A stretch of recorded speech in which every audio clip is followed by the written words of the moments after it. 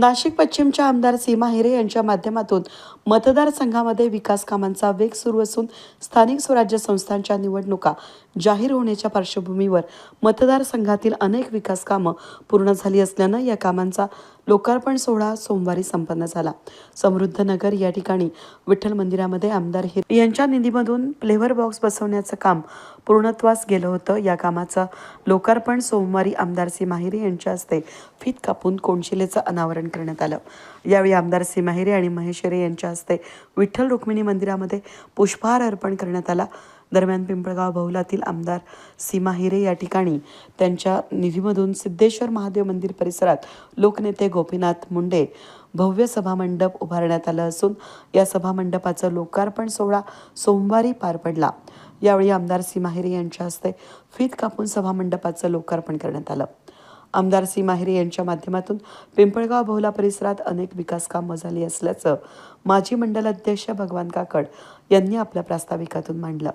सर्व पिंपळगावल्या वासियांची जी गेली 40 वर्षापूर्वीची मागणी होती की महादेव मंदिर येथे एक सभागृह असावं, कारण आपल्याला विविध असे सामाजिक कार्यक्रम करण्यासाठी व दशक्रिया विधी होते ताई पावसाळ्यामध्ये खूप अशी अडचण या दशक्रिया विधीसाठी होत असते आणि जे लग्न वगैरे पार पडतात का आमचा सप्ताह असतो आणि जी पंढरपूरहून पायी दिंडी येते त्या दिंडीला पण या पाऊस जर असता तर झोपण्यासाठी जागा राहत नाही।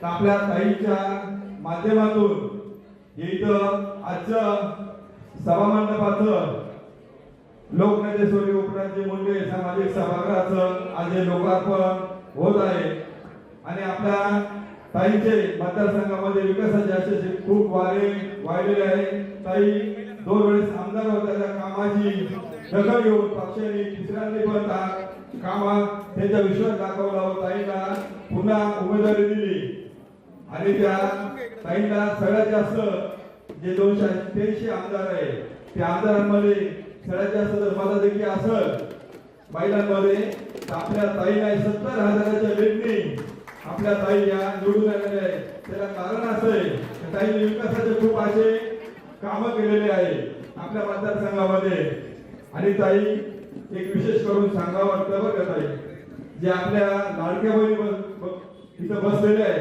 खरोखरच या सगळ्या भगिनींनी आपल्या या विधानसभेमध्ये आपल्याला खूप अशी मदत केली आणि भरभरून पिंपळामधून या लाडक्या बहिणींनी आपल्याला मतदान केलेलं आहे। या सगळ्या आपल्या बचत गटाच्या महिला ताई 2-3 दिवस तुम्ही या कार्यक्रमाला पण आपल्या पिंपळामध्ये आल्या होत्या। ताईंनी आपल्या इथे सभागृह बांधलं, तसेच आपल्या गावामध्ये पिण्याची लाईन होती, दुर्गंध लाईन होती ती पण टाकली, ड्रेनेज पाण्याची लाईन एकत्र व्हायची ती टाकली। नंतर गावातले काँक्रीटचे रस्ते पण बनवले, मळे विभागातले पाण्याचा सुद्धा प्रश्न सोडवला। वासाळी रस्त्यापर्यंत ताईंच्या माध्यमातूनच ती पाण्याची लाईन झालेली आहे। खाडकी रस्ता असो का आपला चिखले रस्ता असो, गुगेमाळ्याचा असो, जे डांबरीकरण झालेलं आहे ते ताईंच्या पाठबळामुळे झालेलं आहे। असे खूप असे विकासाचे कामं आपल्या ताईंच्या माध्यमातून आपल्या पिंपळगावमध्ये झालेले आहे आणि येणाऱ्या काळामध्ये सुद्धा आपल्या ताईंच्या माध्यमातून जी आपली काही मागणी आहे का ताई इथं समोर आहे ना असा घाट असावा, दशक्रियासाठी ना आम्हाला घाटाची अडचण आहे, ती घाट इथं बनवून द्यावा।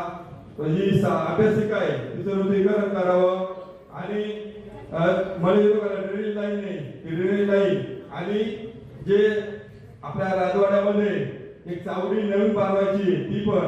आणि सगळ्यांना सांगतो आनंदाची गोष्ट अशी की महेश भाऊंनी मला मागच्या हप्त्यापूर्वीच बोलून घेतलं होतं, आमच्या भारतीय जनता पार्टीच्या सर्व पदाधिकाऱ्यांनी महेश भाऊंनी बोलून घेतलं होतं। त्यांनी विचारलं आम्हाला का पिंपळामध्ये अजून काही काम असेल तर भगवान सांग, आपला सभामंडप तर झालेलाच आहे, रस्ते झाले, पाण्याचा प्रश्न सुटलेला आहे, पण दुसरं काही करण्यासारखं आहे की महेश भाऊंना आम्ही सर्व भारतीय जनता पार्टीच्या गावातील सर्व पदाधिकाऱ्यांनी यादी दिली, हे कामं भाऊ बोलले येणाऱ्या निधीमध्ये महाराष्ट्र सर्व कामं मी पकडतो आणि 40 वर्षाचा जो तुमचा दुष्काळाचा विकासाचा तो मी दूर करतो। अशा आपल्याला एक ताईंसाठी ताईंच्या गजरामध्ये त्यांचं अभिनंदन करा, त्यांच्या माध्यमातून हे आपलं सभागृह झालेलं आहे। यावेळी पिंपळगाव बोला ग्रामस्थांच्या वतीनं आमदार सी माहिरे यांचा शाल पुष्पगुच्छ देऊन सत्कार करण्यात आला. उपस्थित मान्यवरांचा देखील सत्कार करण्यात आला. यावेळी आमदार सी माहिरे यांनी भगवान काकड यांच्या कामाचं कौतुक करत येणाऱ्या पुढील काळात गावातील राहिलेले विकास कामं पूर्ण करण्याचं आश्वासन देखील यावेळी त्यांनी दिलं. कार्यक्रम आयोजित केलेले असतील, शाळेत असतील किंवा इतर बऱ्याच कार्यक्रमांना मी आलेली आहे. मी आता त्यांना तेच सांगितले की जे खास महिलांकरता आपल्याला त्यांना काही प्रशिक्षण देता येईल. आज आपण बघतो की गावातल्या सुद्धा महिला या मागे नाहीये. आपण सुद्धा प्रत्येक आजही आम्ही चुंचाळे गावात जातो, एकही घरात अशी एकही महिला नाही की जी काही काही काम करते आहे. मग ते त्यांचं भरतकाम असेल, छोटे मोठे उद्योग असतील, अगदी घरात घरघंटी घेऊन त्या तिथे उद्योग व्यवसाय करतात. आणि त्यामुळे अशा महिलांना स्वतःच्या पायावर उभं राहण्याकरता आपल्याला जे काय प्रशिक्षण द्यायचं असेल ते सुद्धा इथून देता येणार आहे. आणि चांगली सुविधा इथे तुम्हाला विनामूल्य या गावामध्ये आपल्याला हे सभागृह उपलब्ध राहणार. आज आपण कुठेही कार्यालयात गेलो तर आपल्याला मोठ्या दराने तिथे किंमत द्यावी लागते. परंतु इथे आपले छोटे मोठे घरातील काही आनंदाचे प्रसंग असतील, हे सुद्धा आनंदाचे प्रसंग, काही कार्यक्रम हे सुद्धा आपल्याला इथे करता येणार आहे. आणि त्यामुळे सभागृहाचा आपल्याला खूप चांगला उपयोग सगळ्यांनी ठरवलं तर चांगला करून घेता येणार आहे. आज पिंपळगाव बोला या गावामध्ये अनेक प्रश्न सुद्धा आहेत. यापूर्वी या गावाने सगळे आमचे चारही उमेदवार हे भारतीय जनता पार्टीचे निवडून दिले. आणि आपण खरं पाहायला गेलं तर मागच्या महापालिकेच्या काळात ही भारतीय जनता पार्टीची सत्ता होती. महापौर सुद्धा भारतीय जनता पार्टीचे दोन्ही वेळेला होते. आणि त्यामुळे जे काय निधी किंवा जे काय कामं जास्तीत जास्त करण्याचा प्रयत्न आम्ही सगळ्यांनी केलेला आहे. आज पिंपळगाव बहुला या गावात पाण्याचा प्रश्न होता. बऱ्याच जणांची, बऱ्याच महिलांची सुद्धा तक्रार होती. त्याचबरोबर मळई परिसर जो आहे तिथे सुद्धा रस्त्यांचा खूप मोठा प्रश्न होता. पाऊस आल्यानंतर वाहतूक कशी करायची हा खूप गंभीर समस्या होती. आणि त्यामुळे रस्ते, त्याचबरोबर इथले पाणी, ह्या ज्या समस्या होत्या त्याकरता आम्ही सगळ्यांनी मिळून सुद्धा मार्ग काढला. आज बघितलं गेलं तर 23 खेडे जे आहेत त्यामध्ये हा मोठा प्रश्न आहे की रस्ते अजूनही पाहिजे तसे या खेड्यांमध्ये झालेले नाही. रस्त्याचं काम हे सुरू आहे आणि पुढील काळात लवकरच या रस्त्याचं सुद्धा आपलं पूर्ण काम होणार आहे. पिंपळगाव गावात आपण जिथे जवळ आपली शाळा आहे त्या शाळेमध्ये विविध विद्यार्थी तिथे शिक्षण घेतात. आणि त्या शाळेतले काही प्रमुख लोक हे आमच्याकडे आले. त्यांनी सांगितलं की शाळेत मुलांना डबा खाण्यासाठी किंवा त्यांना शाळेत काही 26 जानेवारी जे काय कार्यक्रम असतील ते करण्यासाठी आम्हाला खाली बसावं लागतं. त्यामुळे तिथे पेविंग ब्लॉकची सुविधा पूर्ण शाळेमध्ये, आपल्या या जवळच्या शाळेमध्ये पेविंग ब्लॉक बसवले. आणि त्यानंतर मी काही कार्यक्रमांना गेल्यानंतर बघितलं की खूप चांगलं असं तिथे आता मुलांना उपक्रम घेता येतात. अगदी साधी मधली सुट्टी जरी झाली तरी त्यांना तिथे बसून डबा खाता येतो आहे. आधी ते गावातल्या रस्त्याचं काही आतमध्ये जे पिंपळगाव बोर्डा गावातले जे रस्ते आहेत त्या रस्त्यात सुद्धा कॉन्क्रीटकरण मागच्या काळात आपण केलेलं आहे.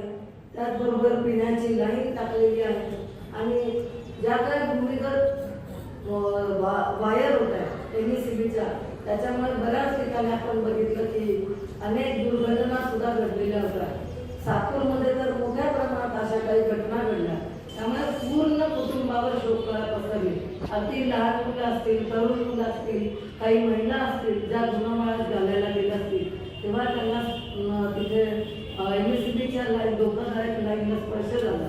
आणि अशा घटना खूप मोठ्या प्रमाणात सातूरमध्ये घडलेल्या आहेत. त्याही MSCBच्या सगळ्या केबल आपण अंडरग्राऊंड केलेल्या आहेत. आणि जवळपास 70% या परिसरातील MSCBच्या लाईन त्या अंडरग्राऊंड करण्यात खरं तर यश आलं. पुढील काळात काही अजून बाकी आहेत याची पण मला कल्पना आहे. परंतु पुढील काळात निश्चित ज्या राहिलेल्या लाईन आहेत त्या सुद्धा आम्ही अंडरग्राऊंड करणार. विश्वासनगर या ठिकाणी सुमारे 2 कोटी रुपयांच्या विकास कामांचं भूमिपूजन आमदार सी माहिरे यांच्या हस्ते कुदळ मारून करण्यात आलं. या कार्यक्रमाप्रसंगी भाजप नेते महेश हिरे, मंडलाध्यक्ष नारायण जाधव, नगरसेविका माधुरी बोलकर यांसह भाजपा पदाधिकारी कार्यकर्ते मोठ्या संख्येने उपस्थित होते. वेद न्यूजसाठी प्रतिनिधी कमलाकर तिवडे, सातपूर.